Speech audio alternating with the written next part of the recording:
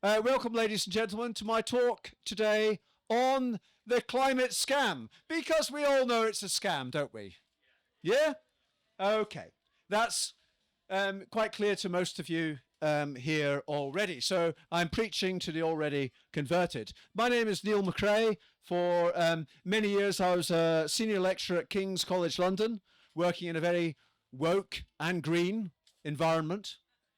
Now I work for the independent trade union, the Workers of England. I'm a writer. I write regularly for various websites and go on various radio and internet shows, TNT radio, for example. And we're facing a big clampdown, folks. I don't know if you've all heard, but the owner of Telegram has been arrested at Paris airport. Now, this is very, very sinister because Telegram was refusing to give the government data on its users. So they've come for Telegram, they're going to go for Gab, they're going to go for BitChute, and it's going to be harder and harder to get this sort of stuff out there that people need to know. So we're going to have to spread it more by word of mouth. And the onus is on all of you here, all of us, to do that. It's going to really get like the Soviet Union, where we have to have samizdat. Anyone heard of samizdat? Little pamphlets that were produced by dissidents, typewriters under their floorboards, and risking 20 years in a gulag for doing so. So we have a kind of version of samizdat. We have the Light newspaper, which I'm sure most of you will read. I write regularly for Light newspaper every month since it came out back in autumn 2020. So, is there a climate crisis? Well, the good news is that, of course, that is bunkum, right? You know that, I know that. Let's hope we can tell our children that and our grandchildren that as well. But the bad news is that although the climate crisis is a fallacy, they're still persisting with it. They are pursuing net zero, they're ramping it up. And of course, we have Ed Miliband now back in the Department of Energy and Net Zero, or whatever they call it nowadays, and he will certainly be tightening the ratchet. So, does any of you remember back in 2011, I think it was, something we called ClimateGate? Yeah. Now that's something that James Delingpole used to write about in his Daily Telegraph columns when you were still allowed to be a mainstream journalist and have a few critical thoughts. The thing about the climate crisis is it's got nothing to do with science. Now, my book is not a scientific treatise. You will not find reams of statistical data in here. You won't find graphs and charts because it's not got anything to do with science. Now, I do think it's necessary for scientific experts to refute the notion that carbon dioxide is deadly and that there's a problem of global boiling. We do need those scientists to do that. But I've delved much deeper and gone back a long way. And I asked about ClimateGate because I just want to talk about the scientific nonsense that we're facing. And it's not just nonsense. This is deliberate fraud. So according to, I don't know if you see Nexus magazine. Nexus magazine was the only magazine that you could buy in WH Smith's or indeed any bookstall in the UK that actually criticised the COVID vaccines, right? Somehow or other it got away with it. I don't know how, but it did.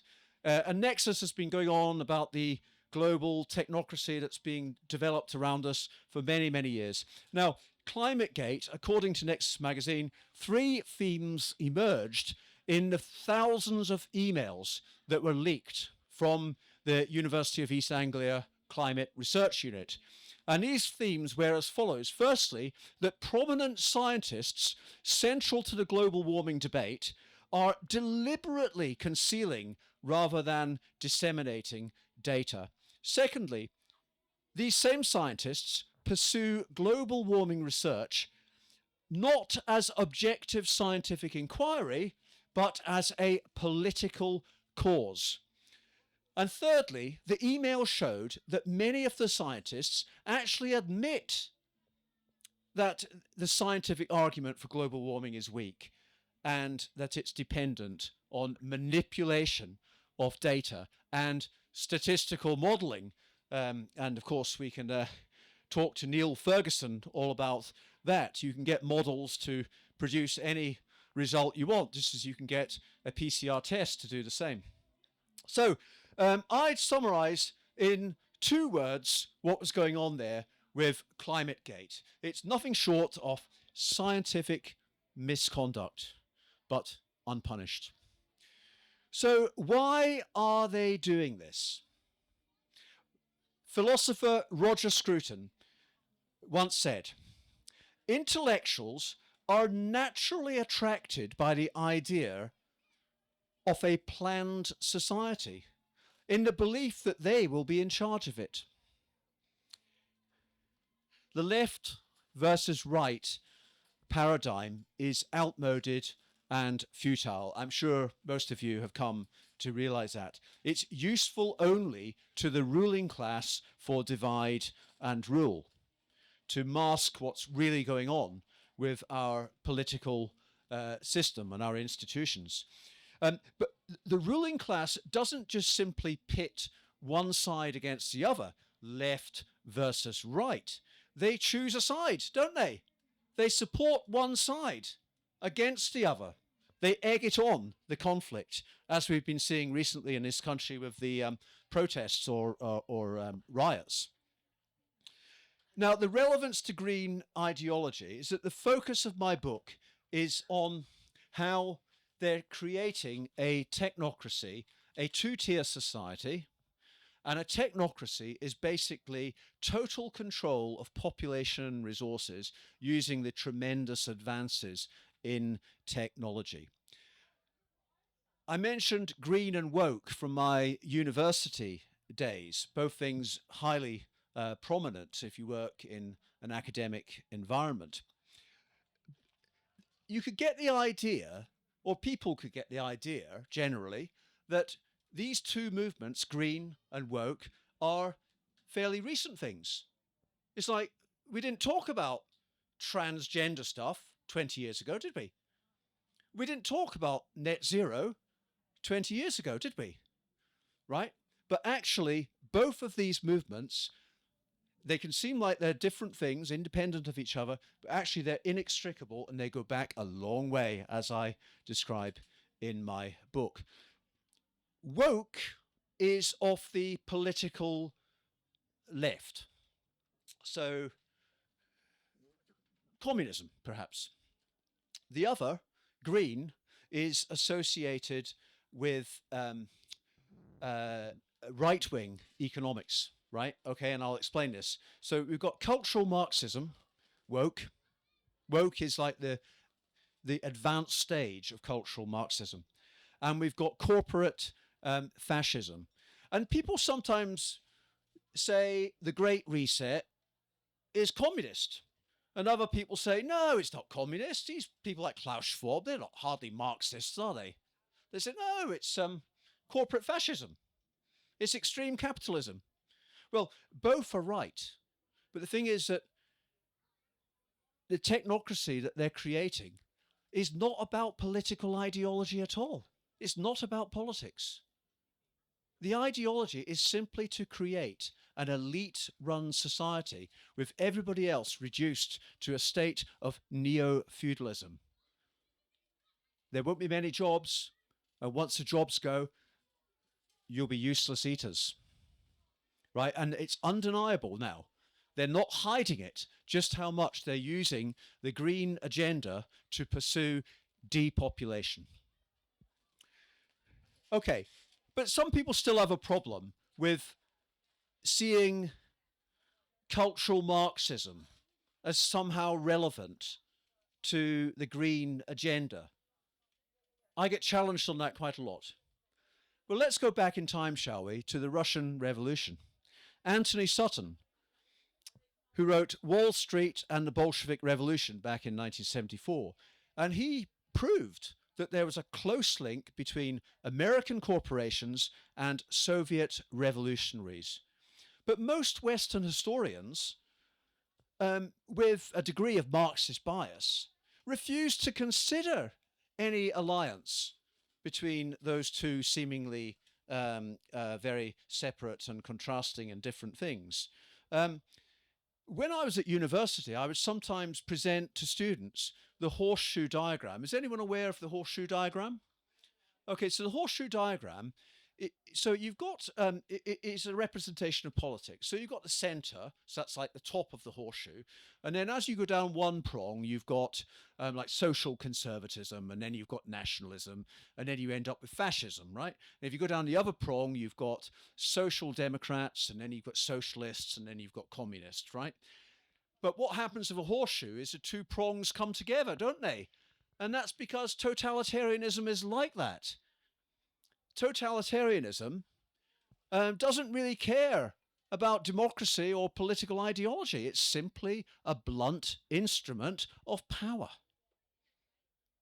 So Trotsky and Lenin were internationalists. They shared the appeal of a centrally planned economy, not a free market then, with corporate entities. Corporate entities don't want a free market. This is one of the big fallacies about capitalism, that it's a complete laissez-faire system. No, it's about corporations taking complete control and squeezing out all independent rivals. Look at Amazon. Do Amazon believe in a free market? I mean, my book's on Amazon, so I shouldn't say too much about them. Okay, sorry, Amazon's great. But actually, this table's even better. So are mega corporations in the interests of consumers? No. They're in the interests of investors and of the elite. And when do governments, socialist or otherwise, give up any of the power that they've accumulated? Government is a system of stealth, control by stealth. Now, I started my book, Green in Tooth and Claw, in Oxford.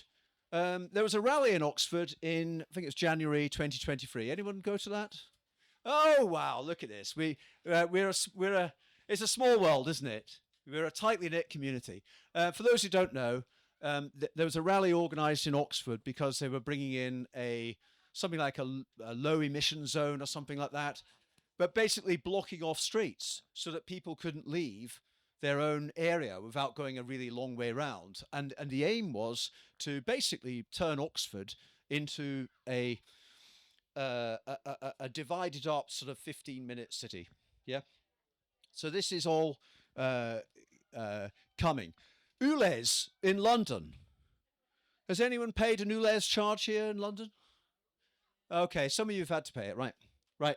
I know some normies in London, right? And they think ULEZ is a jolly good idea because apparently a 9-year-old girl died of asthma. Yeah. They think it's a jolly good idea that all these dirty old cars get taken off the road. Now, they've spent a hell of a lot of money, haven't they, in putting these cameras up at every junction across the whole of Greater London. Massive area, right? And fortunately, the Blade Runners have been out and taken a few of these down. But really, the system is up there, and it's going to be very hard to stop it, right? But you get your normies in London who still think this is a good idea, and they really genuinely believe that the mayor of London has gone to all this extent, spending all this public money on putting these cameras up at every junction just to stop Piers Corbyn driving around in his Vauxhall Cavalier. Of course, it's to set up a pay per mile system, right? And this is the thing with normies, is even if you tell them, even if you show them facts about what's going on, about how they're trying to curtail your livelihood in this way or other, they have a kind of, well, the crocodile will eat me last kind of idea. You know, they don't speak out, they don't feel, they don't see that there's a problem with Starmer's two-tier terror, do they? They think you're talking nonsense if you say that. You know, Starmer's putting up public sector wages. Yeah, he's a good guy. Right. So I started off this book in Oxford because when we protested in Oxford, about what was there, about 10,000 of us. It was a pretty impressive turnout, right? And what did the local newspaper and indeed the BBC say about the people that were marching in Oxford that day? What did they call us? Far right. Far right. Yeah. Why did they call us far right? Demonize us. Yep. Yep. Yep. Exactly. Yep. So, and it works. It does work. Let's face it, the powers that be have got control of the media, and there's no doubt now that the media are simply working as another arm of the government or the deep state, as we might call it. So, anyway, moving on to this sort of going into the contents of my book. Oh, yeah, just another thing about the smears that they use. So, before they get to far right, they don't normally go straight to far right, but they call us conspiracy theorists. Well, we're awake people, aren't we? Of course we're conspiracy theorists. We're conspiracy realists, right? And we're not far right. We're just right so far. Okay, right. So let's go on to the meat and drink. So when I wrote this book, I thought I have to be fair to greenies because I actually know some people who are members of the Green Party and they're genuinely green. You know, they spend a lot of time doing voluntary work in nature conservation, uh, cleaning up rivers and that sort of thing. Yeah, I know some real greenies, right? And the green movement started most probably the country that got going the furthest soonest was in Germany. But in Germany, the Green Party started to have some minor political success in the 1970s at local level until some very nice people from the Baader Meinhof gang decided to join in with them because the Baader Meinhof gang, they completely discredited radical Marxism. I don't know if you remember the Baader Meinhof gang, but they were proper domestic terrorists, right? They were killing lots of people, right? And so a lot of the Marxists moved into the green movement. They saw that as a vehicle, and hence James Delingpole's term watermelons, green on the outside, red on the inside. And this was quite disconcerting for the genuine green people in Germany because they saw that their movement was being taken over by people who didn't really have the same values as them. But on the other hand, the Marxists that came into the Green Party were very good political agitators. They were very streetwise and they started to get, you know, a lot of support for rallies and the student movement and so on. So it's a bit of a double-edged sword. Now, then I move on to explaining how green and woke are inextricable movements that have been started and planned a long, long time ago. And I've called it parallel lines. So one of the lines is from Frankfurt, the march from Frankfurt, the long march through the institutions, which can be dated back to 1923 when the Institute of Social Research was started in Frankfurt. And these guys were cultural Marxists, sometimes called critical theorists. And they saw that a Bolshevik revolution was not going to happen in the established civic democracies of Western Europe. So what they had to do instead was, rather than follow Marx's economic model, was to go for a gradual attack on all the traditional mores, the structures of society. And I think the best way to sum up those kind of traditional values of society are the three F's: faith, flag, and family. And you can see how, you know, can you be seen with a Union Jack, without even thinking yourself, oh, somebody might think this is racist. Can you talk openly, if you're a Christian, about your Christian beliefs? And can you assert traditional family values in this world of subversive gender politics that we've got today? So the march has very much reached, quite an advanced stage, hasn't it? How does that relate, though, to the green agenda? And I think it's important to see that neither green nor woke are real, honestly held beliefs of any of the people who are really in charge of the world. They do not believe in preserving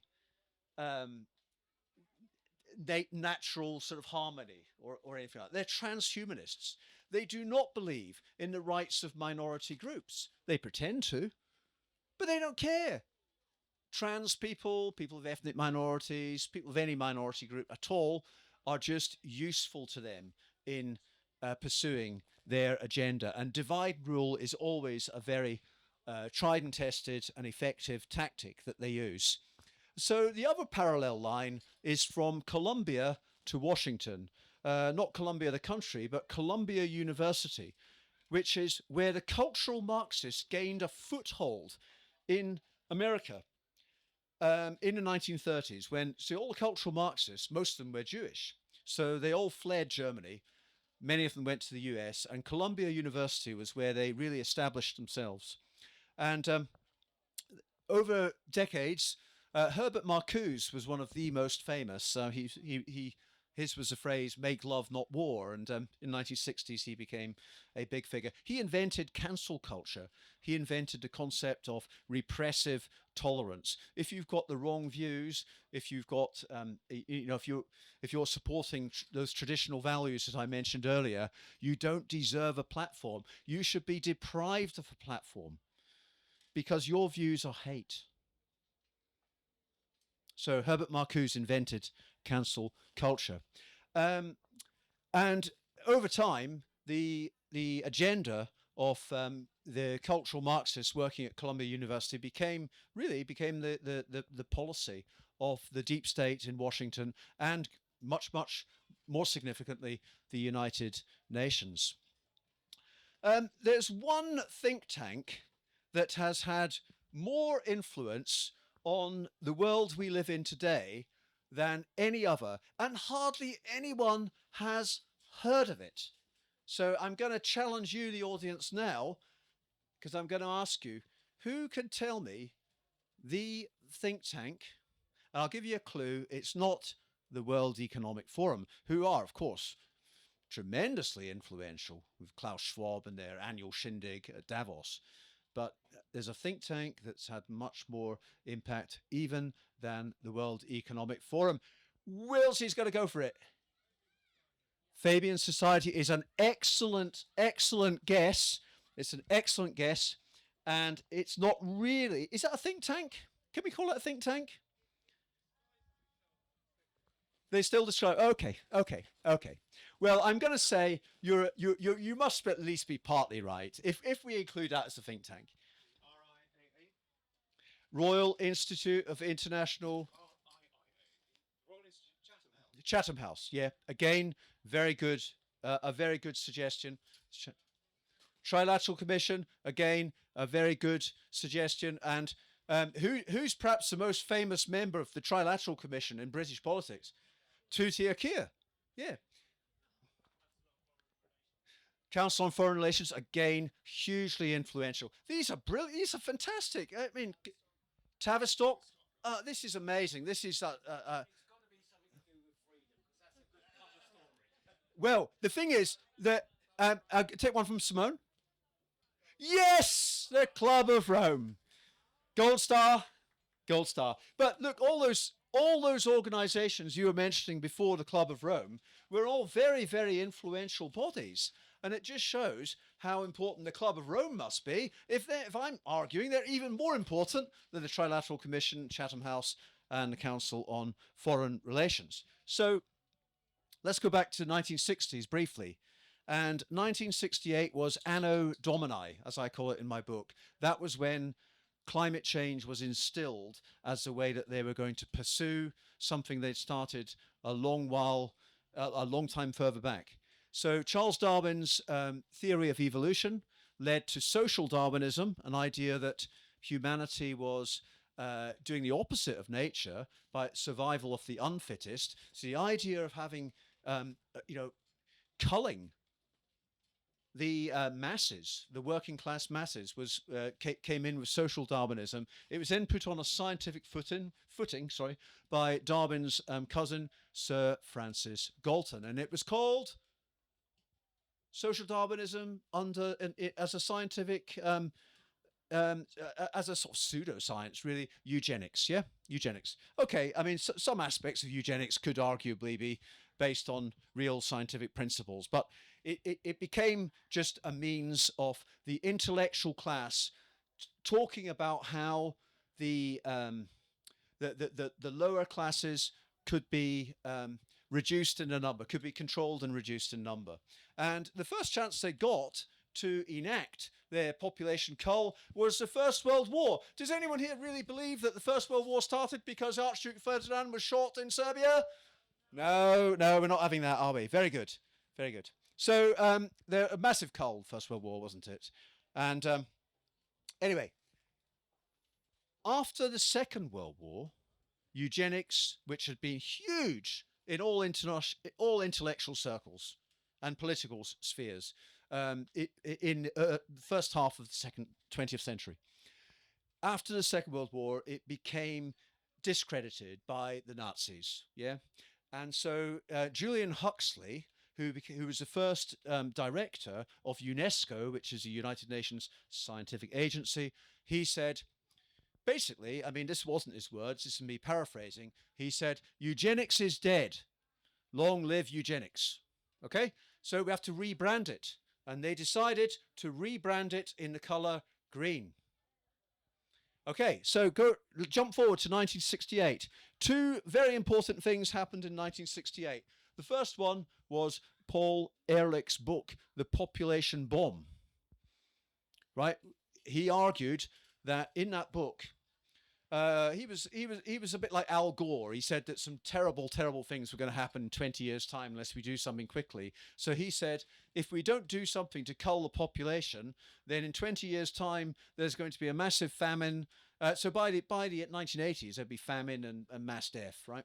That's what he said. Population bomb in 1968, hugely influential, and that was really a sort of new look at how eugenics could be framed.